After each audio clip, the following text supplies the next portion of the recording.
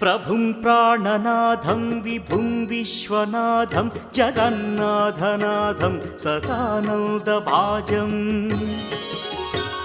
भवद्भव्यभूतेश्वरं भूतनाथं शिवं शङ्करं शम्भुमीशानमीडे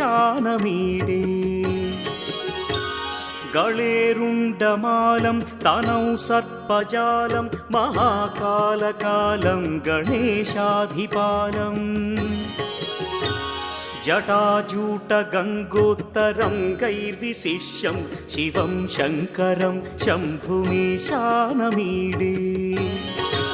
मुदामाकरं मण्डनं मण्डयन्तं महामण्डलं भस्मभूषाधरन्तम् अनादिं ह्यपारं महामोहमारं शिवं शङ्करं शम्भुमीशानमीडे